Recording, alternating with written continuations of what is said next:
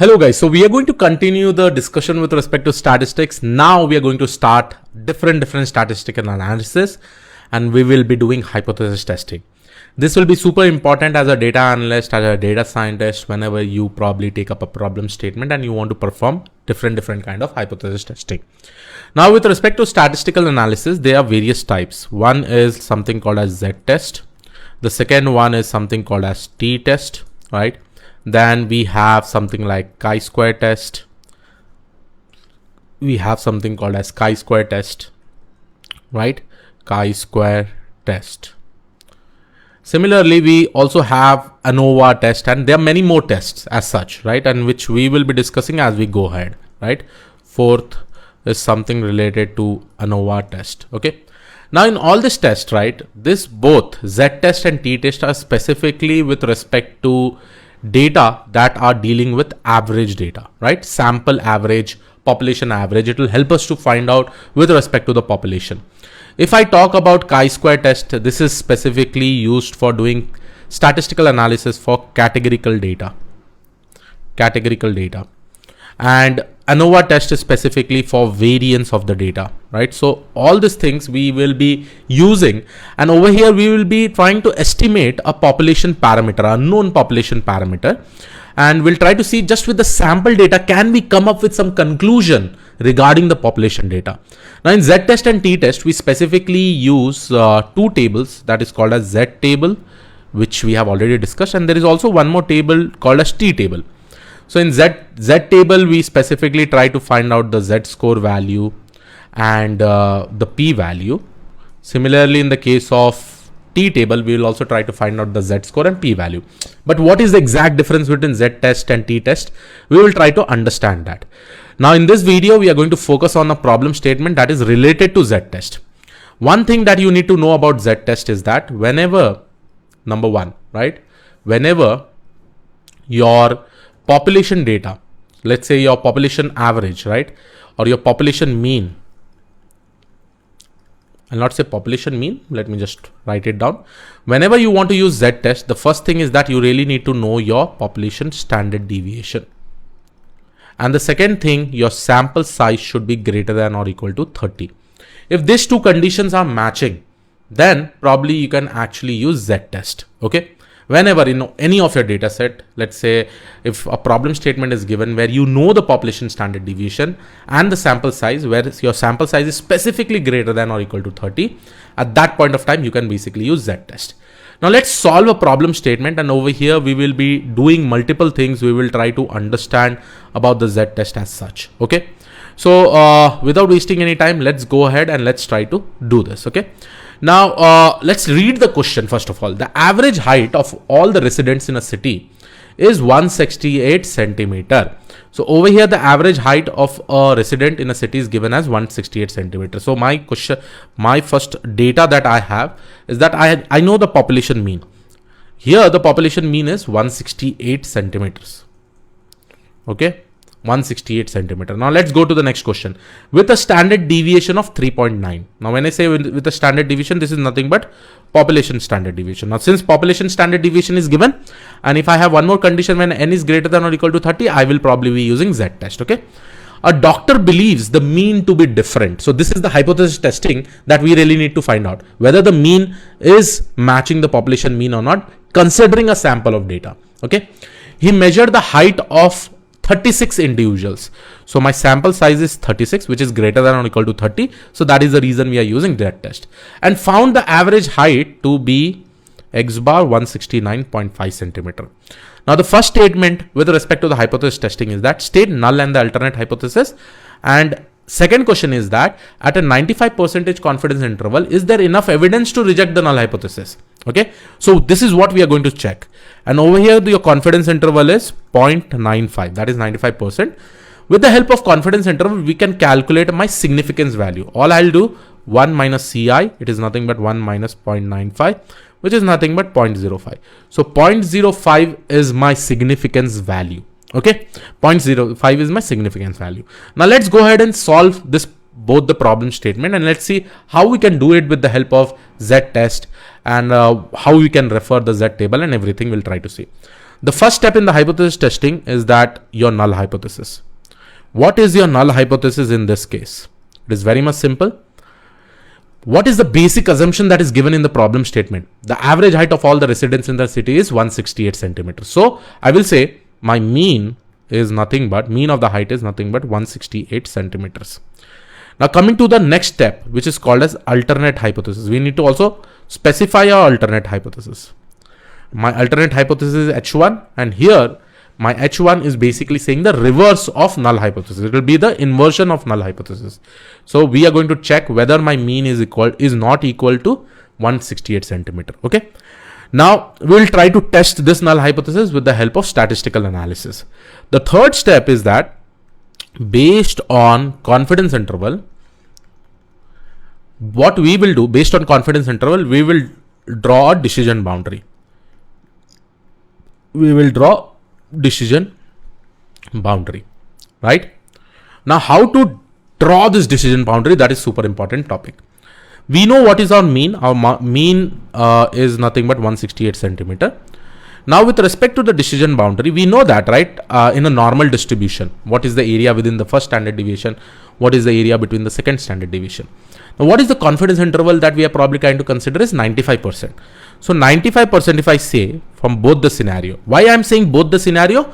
Because this is a two-tailed test. Why I am saying as a two-tailed test? Understand what is the null hypothesis.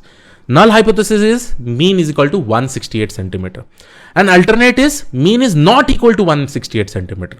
So what I am testing for is that whether my sample height is greater than or is less than 168 centimeter. So we are checking in both the direction. And based on this both the direction, we are checking it for 95% confidence interval. Right? When I say 95% of the area is probably over here, then the remaining area, if we try to divide in the two extreme ends, it will be nothing but this area will be 0.025 and this area will be 0.025. Okay. So this is the area that we are probably testing. Now what we'll do based on the statistical analysis, let's say if we get any value that is within this confidence interval, then we will consider that the null hypothesis is accepted. Right? We fail to reject the null hypothesis. This is what the statement we specifically say. Okay. We fail to reject the null hypothesis. But from our statistical analysis, if we are falling in this specific area, then we will say that we have to reject the null hypothesis. Okay. This is what we are going to do. Now, with respect to this 95% confidence interval, we need to define this z-score value. Okay. Now, in order to define this z-score value, we need to see that how much area is basically present over here, 0.025. Right? And over here it is 0.025. Let's calculate the z-score for this one. Okay. Let's calculate the z-score for this one. Whatever z-score we will get, since this is a symmetrical distribution, then the same negative z-score will come over here. Okay. Now, in order to find this, you will be seeing this entire area is 1. And in order to find only this z-score, what I will do is that I will subtract 1 minus 0.025. 1, the entire area, and 0.025 is this area. So I will probably be getting this z-score value, which will determine the area under this entire curve. Okay. So over here you will be seeing 0.9750 is my entire area. Right. Now with respect to this, what is my equivalent z-score I need to compute? Okay. It is very much simple to compute based on the area under the curve. This is basically my entire area. This is my area. And based on this, my z-score, we will try to refer it to this particular table. Okay. This table is again Z table. You can just search for Z table PDF. Okay. And just go over here. Now try to see this data that you see, right? This is basically the area under the curve. Okay. Now right now my area under the curve is 0.9750. So go and see for it. 0.9750. We have to see in the positive Z table where my all positive standard deviation are there, because 97% of the entire area we are trying to check. So if you probably go and see over here, there will be one value which is 0.9750. See over here, 0.9750. And based on this, what is my z-score that I'm getting? I'm getting 1.9. And if I see for this particular table, it is 6. So 1.96 is the z-score for this area under the curve, right? So I will go back again over here. Okay, I will go back over here. And now my z-score will be nothing but it will be plus 1.96 for this region. for this region. And after this, you will be seeing that whenever we try to see the left part, okay, whenever we try to see the left part, in the left part, what do you think we will be having? What do you think we'll be having? It is very simple. We will get minus 1.96.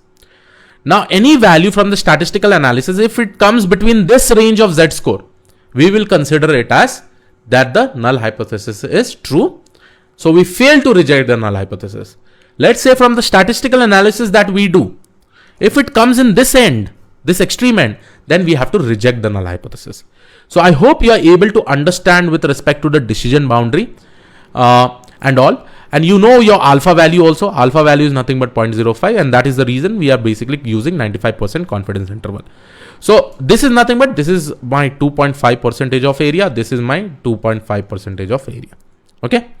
Now what conclusion I will try to make with respect to this 1.96 and plus 1.96. The new Z value, let's say the new Z score based on the data, if it is less than minus 1.96 or greater than plus 1.96, we have to reject the null hypothesis. Otherwise, we accept the null hypothesis, right? So this is what we really need to compute. Now, how this Z will get calculated? This Z will be getting calculated from the statistical analysis. Very much simple.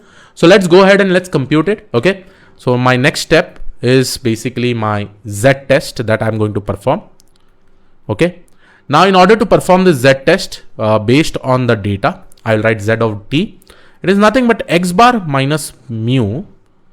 My mu is my population mean with respect to this height, divided by population standard deviation by root n. Now you may be thinking why this we are using, because the z-score formula that we learned till now was something like this, x bar minus mu divided by standard deviation. But understand, this was for the population data. According to central limit theorem, if I'm using it for sample data, my sigma will get changed to sigma by root n. So that is the reason I'm writing this. If you don't remember, guys, just revise the central limit theorem video. In that sample distribution, my mean will be equal to the population mean, but my standard deviation will be nothing but sigma by root n. Now we will go and solve this problem. I know what is my x bar. My x bar is 169.5 centimeter. My mu is 168 centimeter. My sigma is 3.9 divided by root 36. So if I probably do this calculation, it will come somewhere around 1.5 divided by 0.65, which is nothing but 2.31. Now see, what is my Z value coming? Z of D, right? It is 2.39. We have written the conclusion. If Z is less than 1.96, minus 1.96 or greater than plus 1.96, we reject the null hypothesis. Is 2.31 greater than 1.96? Yes. So it is basically coming to the extreme end, right? Now since it is coming to the extreme end, what do? We basically write 2.39 is greater than 1.96. So what we do? We reject the null hypothesis, right? So this is what is my conclusion, right? So we are rejecting the null hypothesis. So we can definitely confirm my p value is less than 0.05, which is my significance value. But still, I did not get this p value. How do I compute this p value? Now we know that initially my Z confidence interval was between plus 1.96 and minus 1.96, right? So I will go and take up this 2.31 and construct my new graph. Okay. So this is my 1.96 and this is my 2.31 and this is my 2.31. This will be negative. This will be positive. Now this is what I'm getting with respect to my new calculation. It was not 1.96. Okay. Now, based on this, let's calculate the area under this curve till 2.31. So all I have to do is that again go back to my Z table and probably check what is 2.31. Okay. So quickly I will go and see over here. So 2.31. So let's see, this is 2.3 and this is 1, right? So I am getting 0.98956. So I'll go over here. This entire area that you are probably seeing, it is nothing but 0.98956. I guess this is correct. Okay. Right. This is the entire area. But what about this area that I want to get? And that is how I'm going to calculate my p-value, right? So in order to calculate this, all I will be doing is that I will be subtracting 1 minus 0.98956.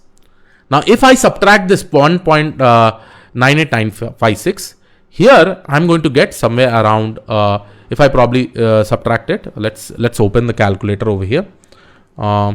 Let's open the calculator. So over here I have my calculator. So I'm saying 1 minus 0.98956. So I'm getting 0.01044. So this area that you'll be seeing, it is nothing but if I see the calculator again, 0.01044. Now this area is equivalent to this area. So this area will also be coming as 0.01044. And the remaining area, if I probably take this entire one, right? Entire one. So it will be nothing but this plus this subtract by 1, right? So if I probably say this plus this subtracted by 1, okay? So how much I'm going to get? So this is nothing but 0.97912, right? So this is what is the area under the curve, and this is the area from this particular left direction and right direction, right? On the left extreme and the right extreme. Now, in order to calculate the p-value, see there are two ways. One is from z-score, which we have done it over here, and one is from p-value, right? Now my p-value is basically calculated by adding up these two regions. So it is nothing but 0.01044 plus 0.01044. So here you will be seeing 0.02088. Now we will go and check whether my p-value over here, whether my p-value is less than 0.05. So obviously 0.02088 is less than 0.05. So what do we conclude? We really need to reject the null hypothesis. What was the null hypothesis? That the mean is equal to 168 centimeters, right? But from the sample data doctor has collected, see, this is the assumed information. Doctor is trying to verify from the sample information.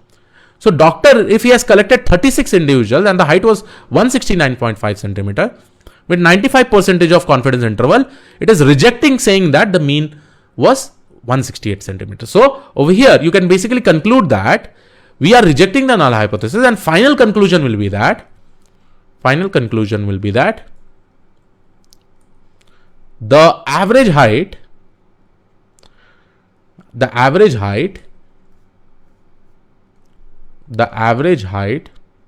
is not equal to 168 centimeters. This is what we are concluding. Okay. But if you want more refined conclusion, since we are getting in the positive direction, that basically means my height is increasing, right?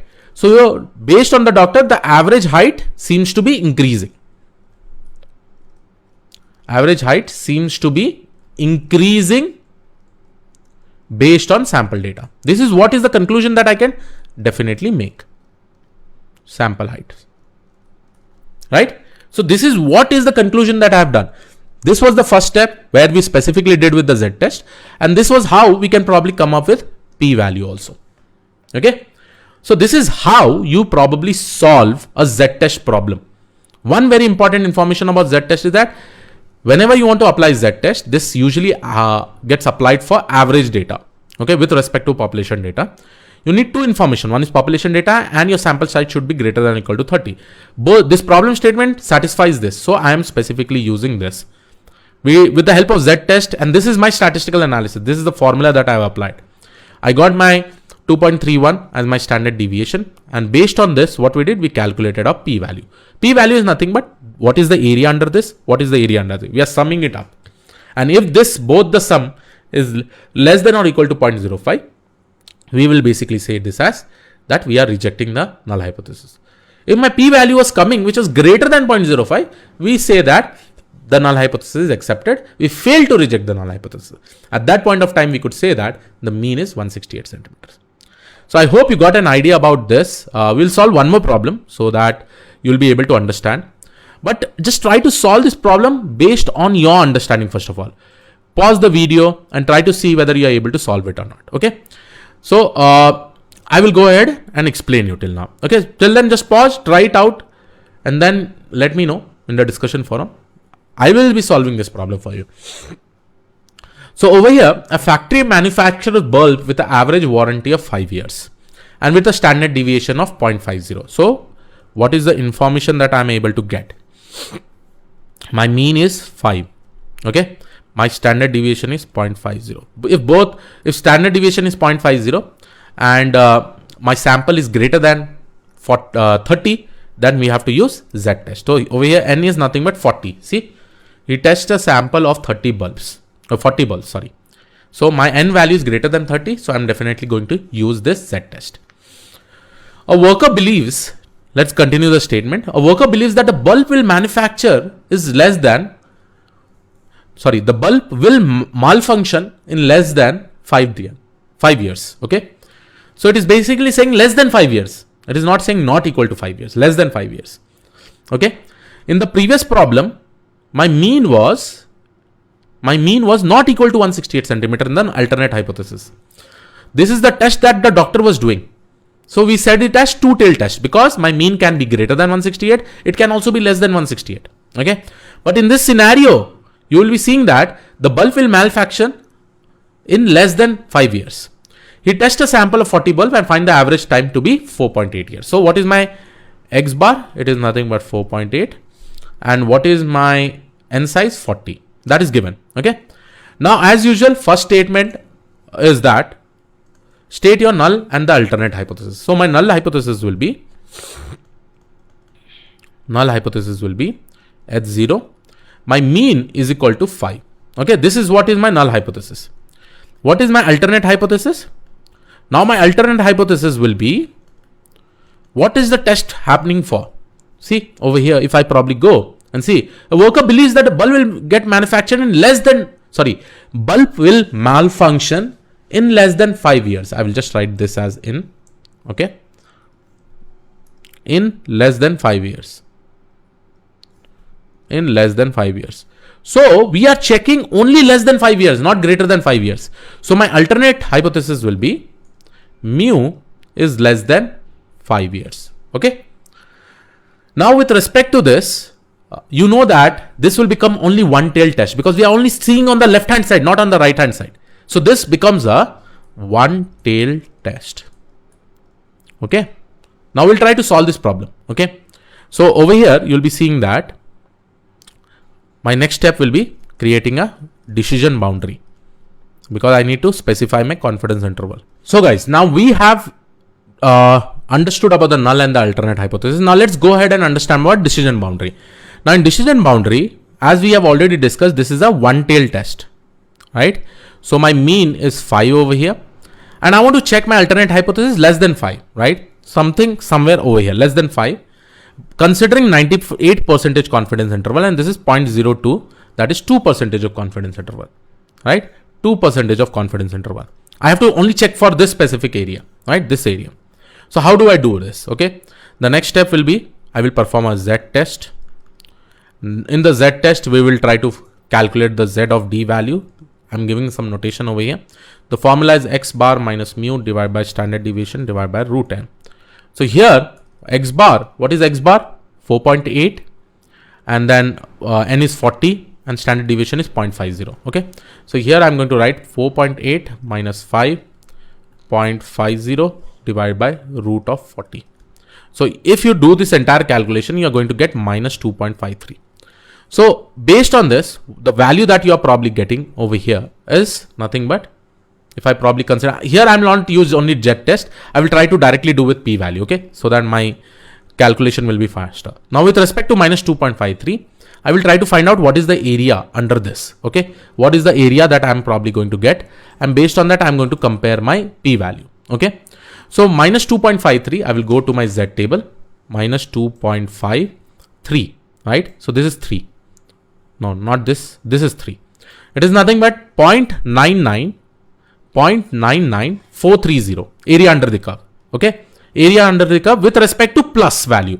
So if I'm probably considering over here, let's say, but I have got minus 2.53. Okay. So what I will do, I will go and check for this. See, in the negative direction, minus 2.53. It is nothing but 0.00570. This is what area under the curve is, right?